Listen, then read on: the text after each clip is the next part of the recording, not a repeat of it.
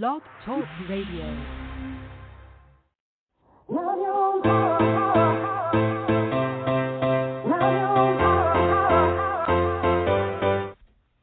Chatting with Nat is a podcast for independent women seeking to speak their truth and to break down barriers.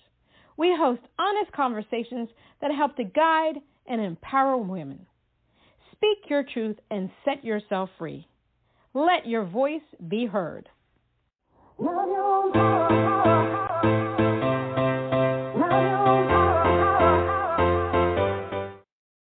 everyone, this is Chatting with Nat. C'est Nathalie Jean, it's Natalie Jean, and today we have the honor of having singer-songwriter AKA V. Singer-songwriter from Rouyn-Noranda, I hope I said that right, Quebec, now residing in Los Angeles, California. AKA V moved to Toronto, Ontario, joined the Canadian rock band OzGoode, and went on a cross-country tour with them as their singer.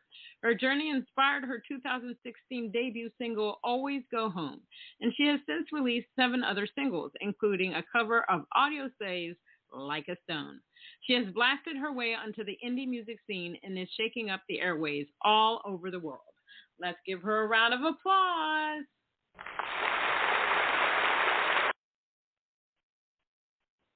Hi, AKA V. How are you doing?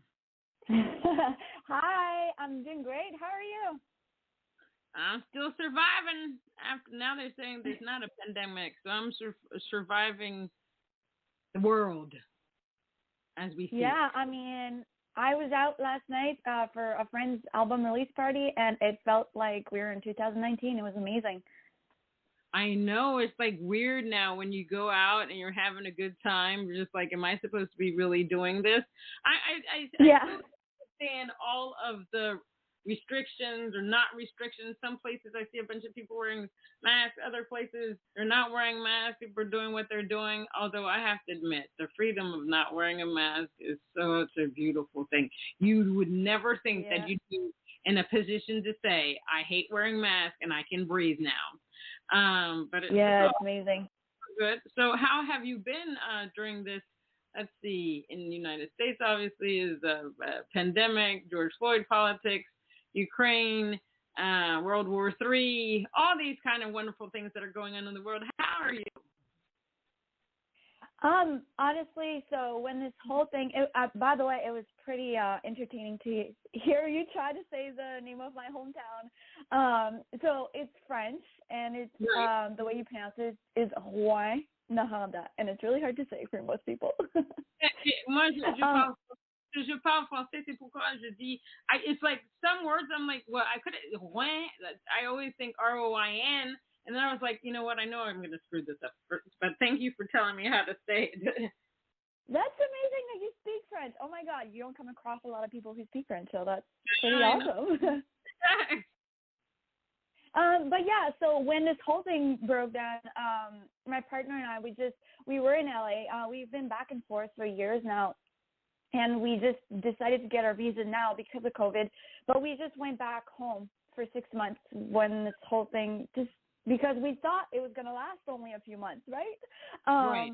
And then it kept extending, and eventually we were like, you know what, we're not like going to stay here forever. Back home is like in the middle of nowhere. So, and then we just, we bought a car and we drove to LA. Oh, wow. And it was LA bound. Yeah, I love it here. I'm from where it's really, really cold.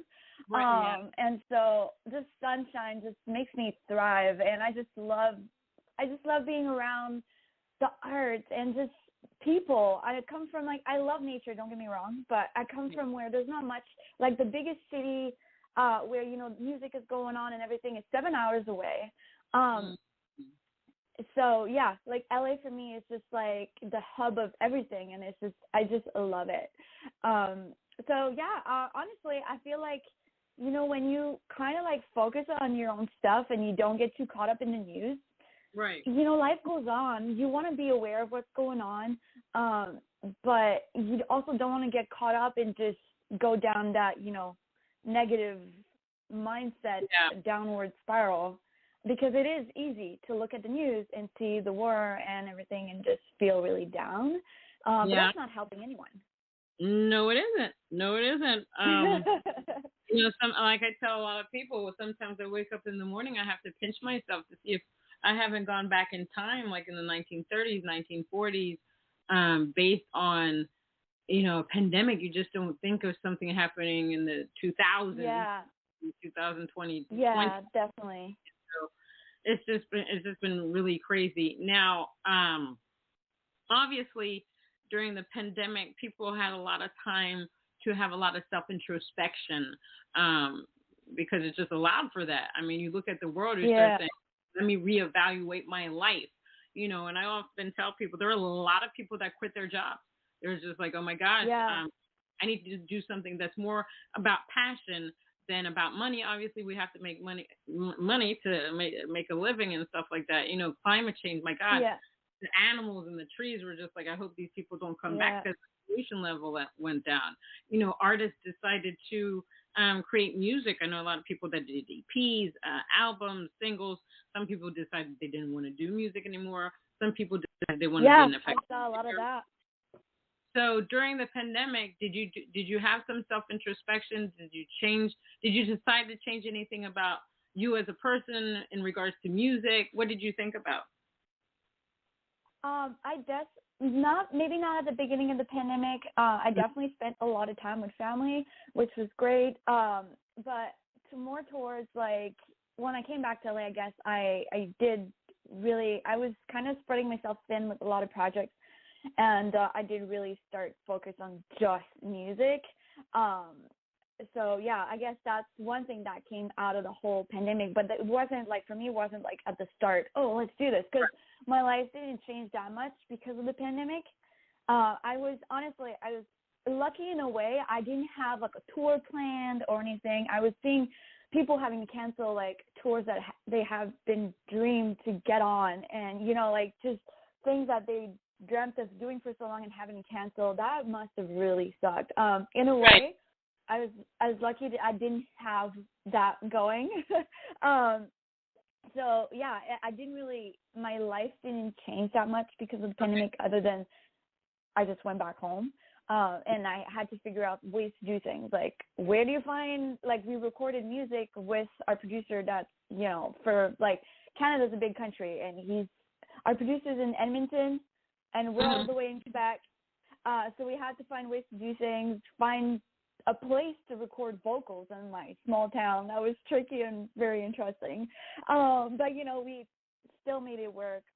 So that was interesting. But yeah, so it wasn't like the pandemic wasn't that much of a big thing for me, I guess.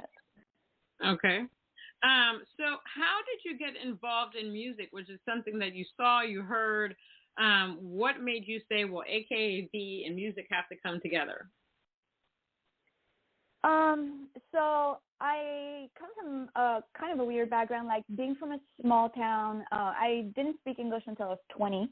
And so you feel kind of secluded, like things like what I'm doing now, living in LA, that's crazy. Like you think that only happens in movies. Right. Yeah, it's crazy how I don't know, like just how you see the world so differently, and how you grow up also very differently. Still to this day, there's a bunch of references that I don't get because I never got English TV. Not everything gets translated in French. So, but yeah, so I'm eventually, like I studied sciences when I was younger. I wanted to be a veterinarian. And then around 19, I was like, this is not it. This is not what I want to do. Right. And then I just moved to an English place, which is Ontario. So I had to learn on the spot. I don't know why. I didn't know I wanted to do music. I had this thing that was pushing me to do things, but I didn't know why. So I moved and learned English, got a little lost along the way because, not speaking a language, your self-esteem goes down. Like, you can't express yourself. You can't be yourself. And so it took me a while to find my way back and to actually have the courage to I didn't sing, I didn't play music, it just kind of came out of nowhere, if that makes sense.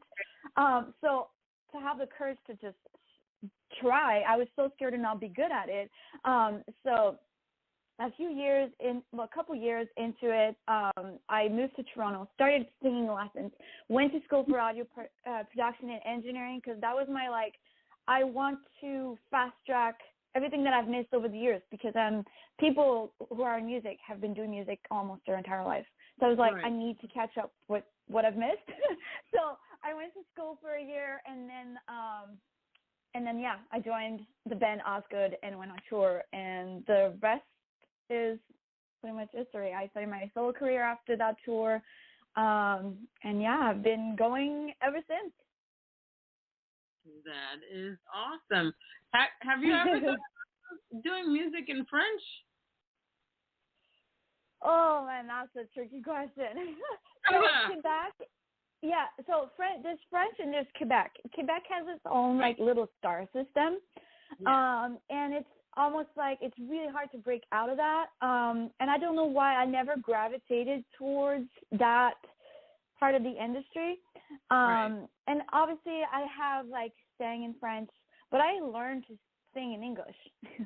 Part of learning to sing was almost correcting a lot of the ways that I was singing things. And I want to keep my accent, but sometimes it's like, it makes like, you want to be understood. And, sometimes I feel like it makes things sound like very nasally and when you're singing. So, you want to learn how to sing proper English. So I do sing in French a little bit here and there. I do write sometimes, but it's such a niche market, and it's really hard unless I find that it's really hard unless you live there,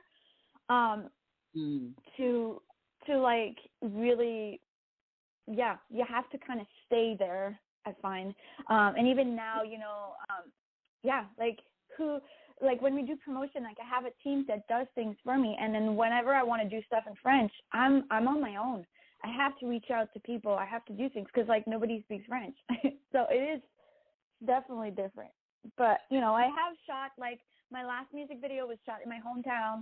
So I actually, the Last Chance video that I sent you was also, half of it was shot in my hometown. So I do work with French people. But it is tricky because my partner, who does most of everything that I do with me, doesn't speak French. The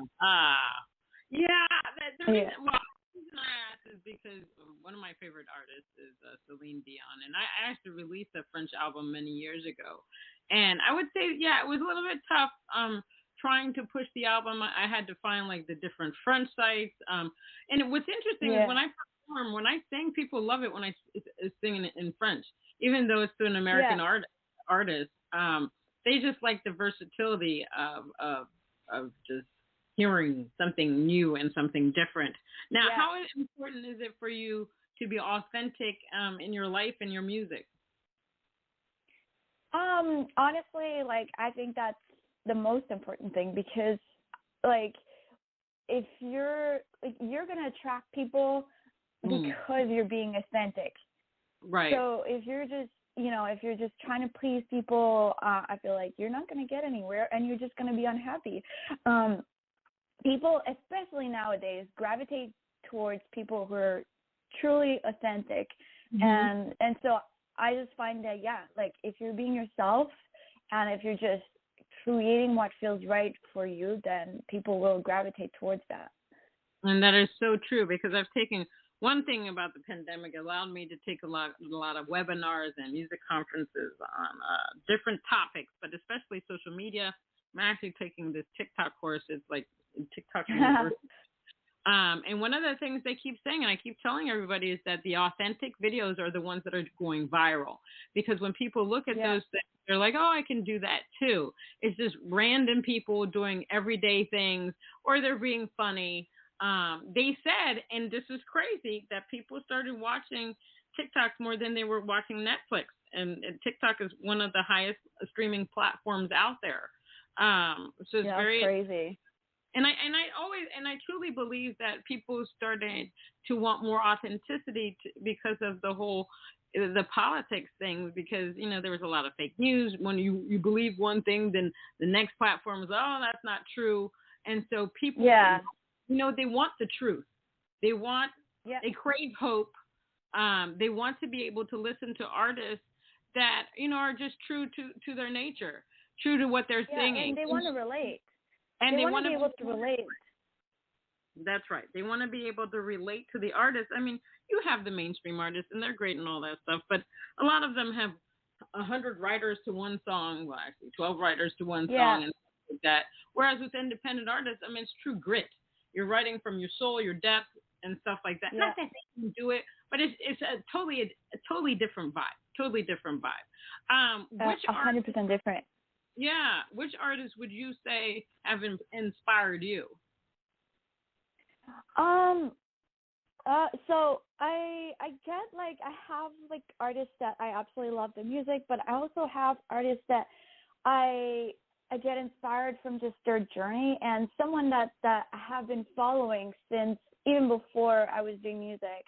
As I don't know how old you are, but as someone who's in the early, I guess, 2000s, watching Gossip Girl and stuff, Taylor Momsen, who's Jenny Humphrey in the Gossip Girl, like, I started getting into her music, and I've watched her grow and make her way through the rock scene, and that's been truly amazing because that wasn't easy to do. It's not easy to be accepted in the rock scene as a woman. So, yeah, she's been a huge inspiration. I absolutely love her music. Another one that I've been following for such a long time is formerly known as Juliet Sims. Now she's Lilith Cesar. But yeah, I absolutely love her. I love her voice. And she also designs a lot of clothes like I do. So I love what she does. And obviously, I absolutely love Chris Cornell. But anybody from the grunge era I love, but Chris Cornell, I guess, was one that I just really gravitate towards when I started getting serious in my music. And for some reason, I just love performing all of his songs, especially Audioslave. Yeah, Chris Cornell was a phenomenal singer. I mean, just a bright soul. It's a shame he's not here anymore, but I totally get it. Yeah, I mean, his voice was just so outstanding. Yeah, the music industry was different then. Yeah, totally. Very different. So I am 100 years old. I know the people that you're talking about. I know. I was still that when Gossip. I'm way older than you, but I know about Gossip Girl, and I know the actress and all these people that you're talking about. Yeah. Well, that's really cool. So, do you just do rock music? So that's a tricky question. Like, people sometimes, we don't fully know what genre, so we just kind of say rock. But at first it was like pop rock, alternative. So through the years, finding my sound and everything, I did try, different sound until I found what I really like. It's still more on the rock side, but it's not like hard rock, if that makes sense. So, because my voice is very, it's not like I don't have the grit. I don't, like yell. It's really kind of angelic, if you want to say that. So, I don't have the rock voice, but I do absolutely love rock music. So I just kind of make it work. Yeah, no, the reason that I ask is, a lot of people don't ask, like the question of what is my genre, because a lot of people have become very much multi-genre. Although when you meet execs or anybody else, oh no, what's your genre? You have to have a specific genre, which is BS to me. I think, and I always use this analogy. It's like you don't tell the person that paints or draws, okay, what type of artist are you? You just admire their art. I think there's a stigma on artists that, they want to place on us, well, you have to be a specific thing. I mean, I'm a multi-genre. I do almost all the genres. Right now I'm focused on Americana and country because I like the storytelling of it, but I've done most of everything. And why? We have to think of ourselves as a business as well. You can stick to a certain genre, but when you're trying to do sync and licensing and stuff like that, sometimes those places are specific. They want a specific sound. It's not always going to be rock. It's not going to be inspirational. It's going to be something different. Now, do you focus on sync and licensing, or is that something that you want to get into? So my partner is has a movie production company, so my songs are in his last movie, and obviously we do, but we don't write. I mean, that's not true. We do write for that. But let's say I have a single Gone. We don't promote it as much, if you want to say that. Right. But we do write for that. Like right now, we have a song on the back burner because it is written for a movie. So it really depends on what's going on. But I don't write for like other movies, if that makes sense. No, I completely get it. Now, I'm going to play your song "Addicted." Tell me what that's about. So it's pretty, it speaks for itself, but one thing that I like to reiterate is that it's not just, addiction is not just about, we think about drugs, alcohol. It's not just about that. We're all addicted to something, and sometimes it just takes us to take a step back from our life and just kind of look at how things control our behavior. Like, just think about your phone, social media, food. It's sugar. Sugar is such a drug, so it's just a look at things that have control over us. You shouldn't do it, but you're still doing it. Is what it's about. All right, let's play it.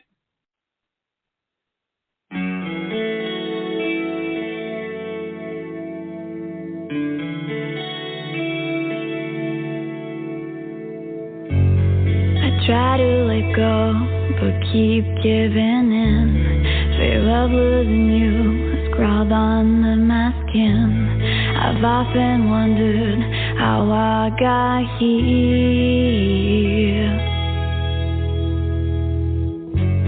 You treated me kind and was always sincere. I'd alter your motive, it's now very clear. Picture perfect moments were all scripted scenes. Now I see those were lies. How can I break this dependence on you?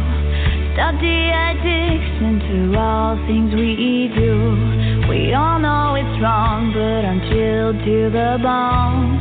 I know right now I could sure use a sign. This dependence of you, I just need to break free. Stop the feeling I'm no good without you. I know I'm not perfect, but I'm left with you. This river of hope will carry me through.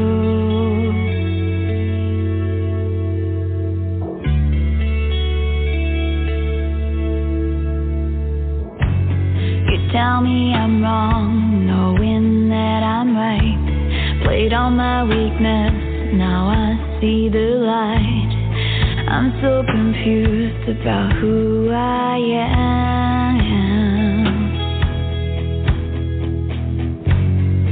What give me hope, sense to believe that I can do anything, just don't leave. Falling on direction, feeling betrayed.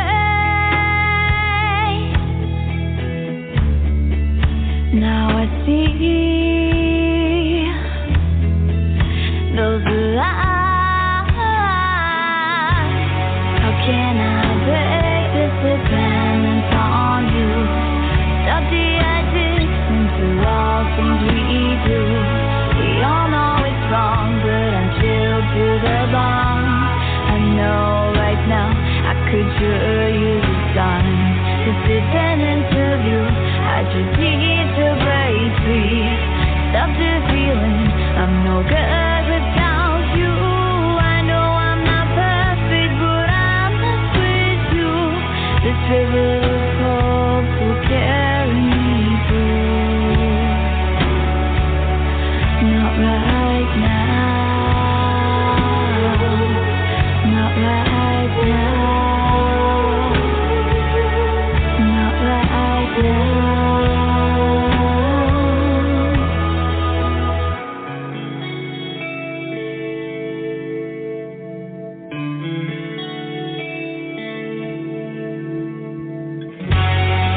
Can I break this dependence on you? Stop the addiction to all things we do. We all know it's wrong, but I'm still to the bone. I know right now I could show you the signs. This dependence of you, I just need to break free. Stop the feeling I'm no good without you. I know I'm not perfect, but I'm not with you. This river of hope will carry me through. I try to let go, but keep giving in.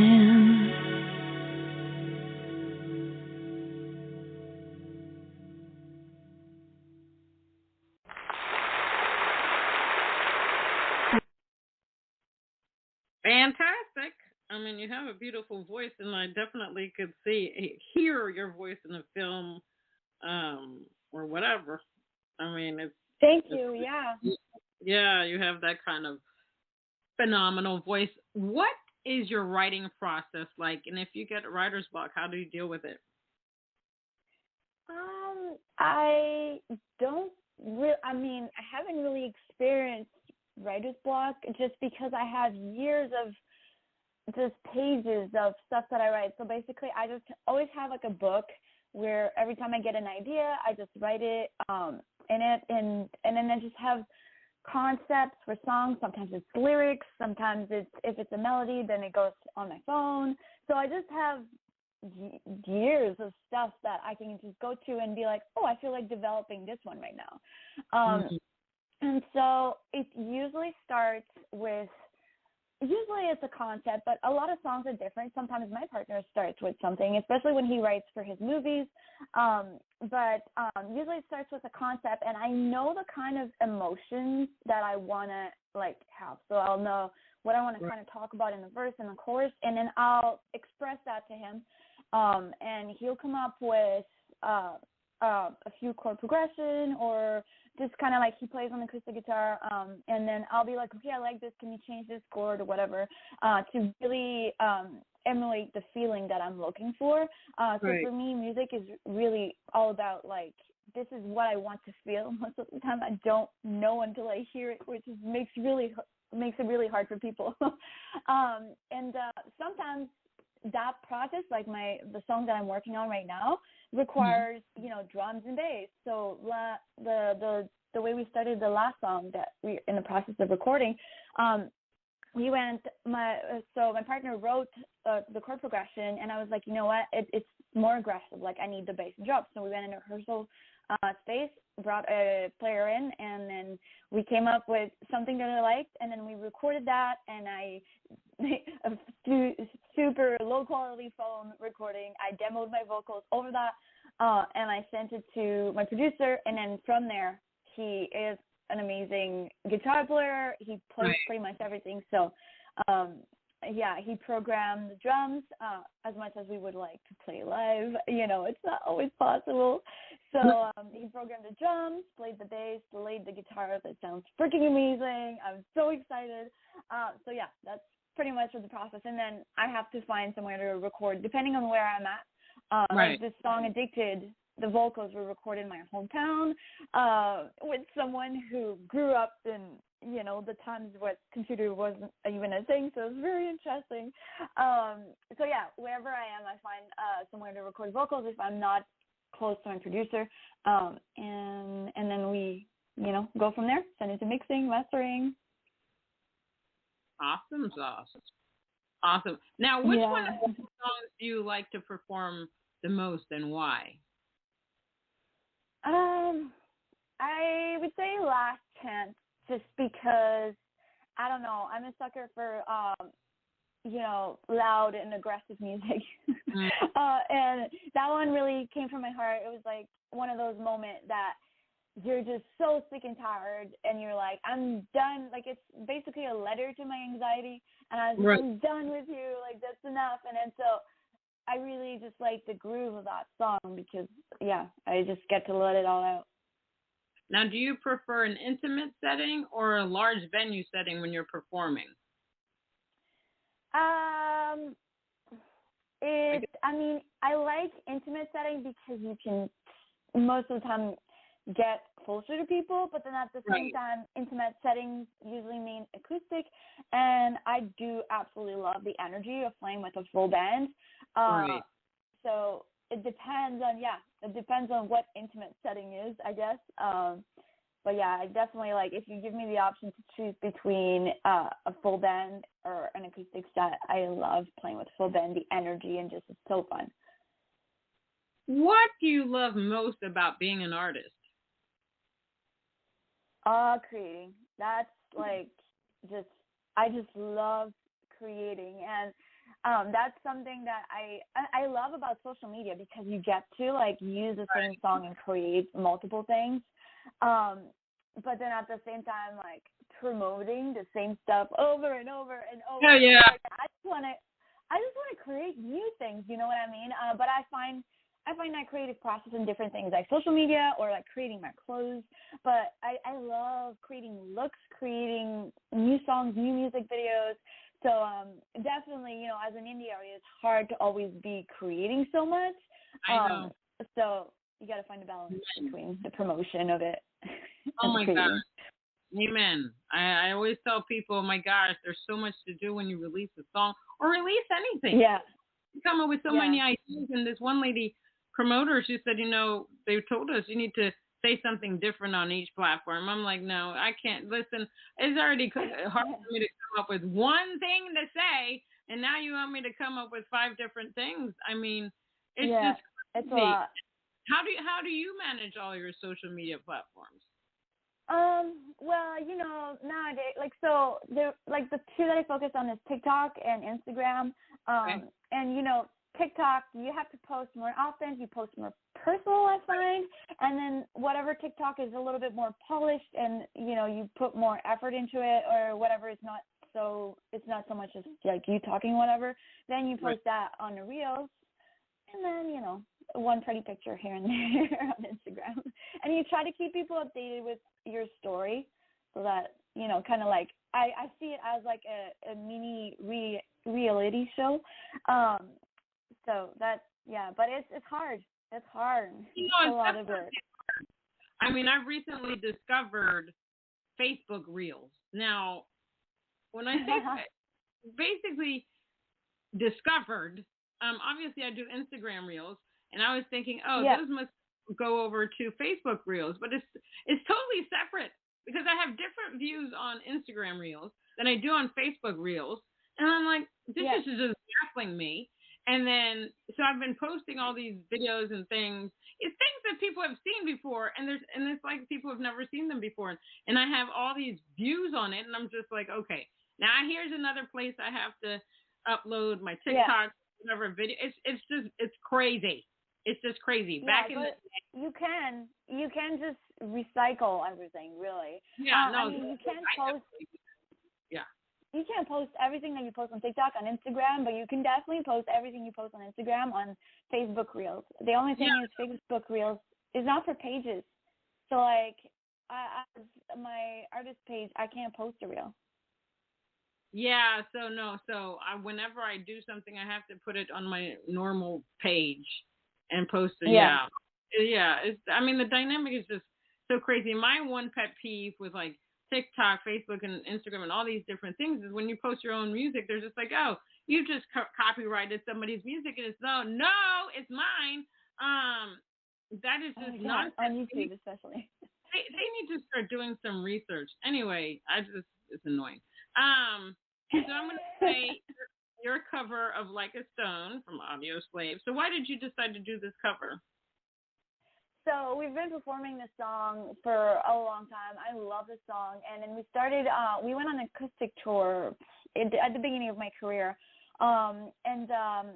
We performed that song, and it was like the response was just so amazing. So we kept performing it, and just like literally every time I started singing the song, everybody stopped talking and just like there. And so we were like, you know what, that's that's definitely something we want to produce.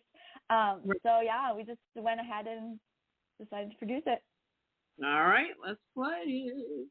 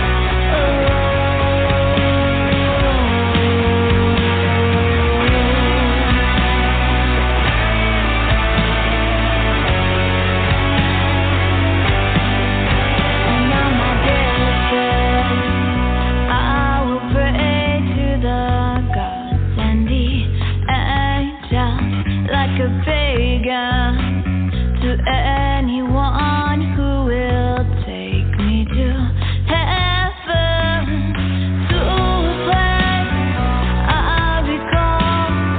I was there so long ago. The sky was blue, the wine was light, and then you led me on and on. In your hands, I long to be loved by love,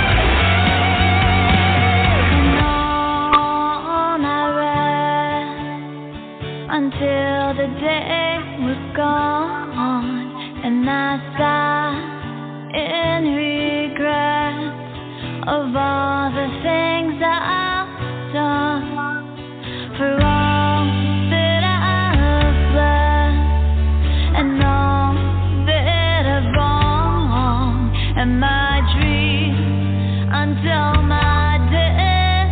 I will walk on alone.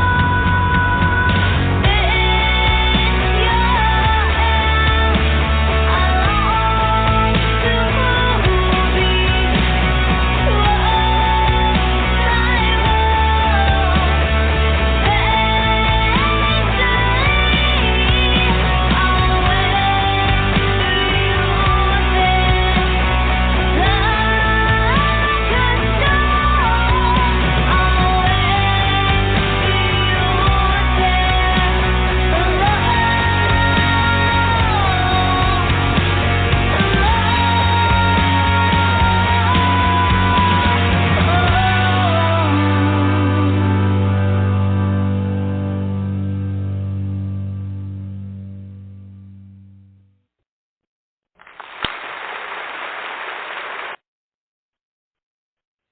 Another great I love the song. clapping. Great cover. You love the. Thank you. The clapping at the end is so funny. I want you to feel warm and fuzzy. That's why. Yeah, I love it.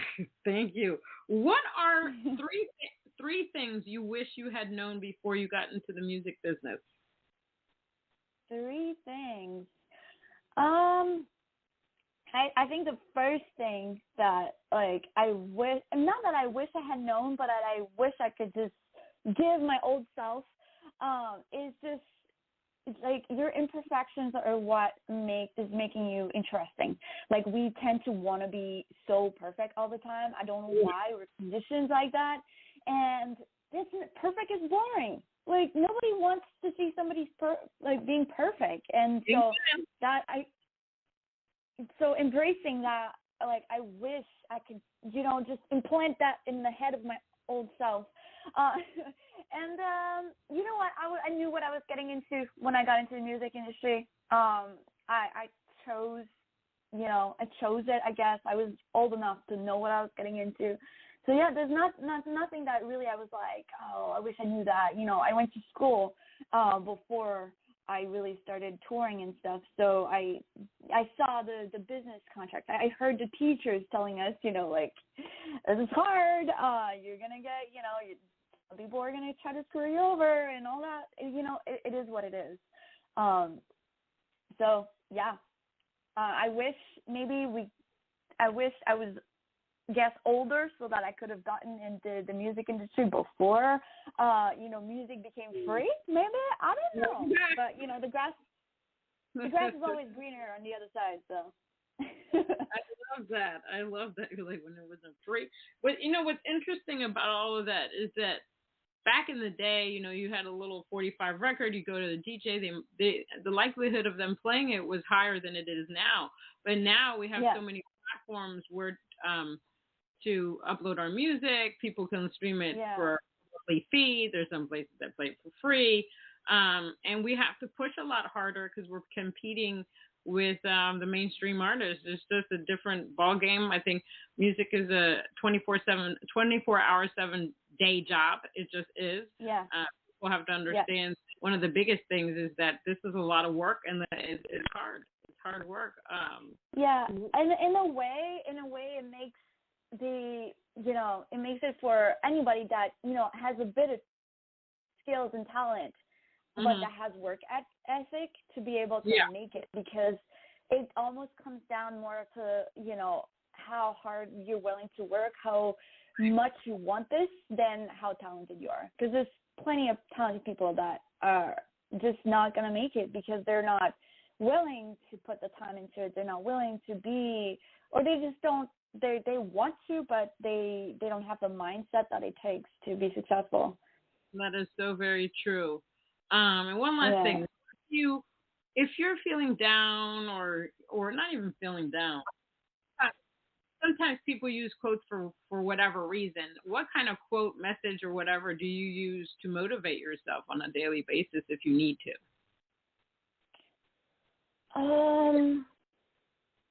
I like to, I guess, compare myself to myself, but like years before. So like, look at how far I've come. And, because most of the time when we feel down, we look at other people that are a little bit further ahead and we get discouraged because we're not there yet. And the thing is, like, if you just look at how far you've come, there's plenty of people that probably look up to you and are like, oh my God, I wish I could be where she's at. And you're here now. You know what I mean? So to just be grateful for how far you've come, I guess, is what keeps me going, because I know that I'm going to look back and be grateful that I kept going. So, amen to that. And what's coming up for you?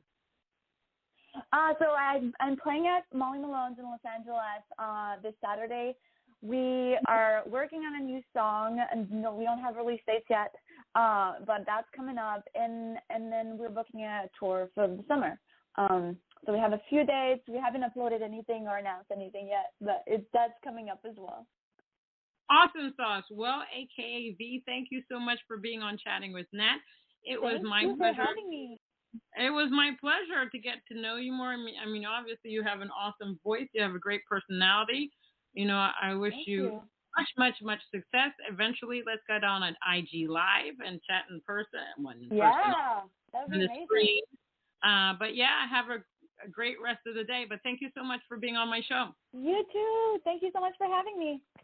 All right, everyone. That was singer-songwriter AKA V. You can find her. She has a website, which is, it says VanessaKV.wixsite.com, AKA V official. She's on Instagram, AKAV.music. Facebook is AKA V official. She's also on TikTok. Find her there. She's also on SoundCloud, AKA V. She's got a YouTube. She's got Patreon. Find her. And if you don't remember any of those things, just Google her. She's awesome. She's amazing. Until next time on Chatting with Nat.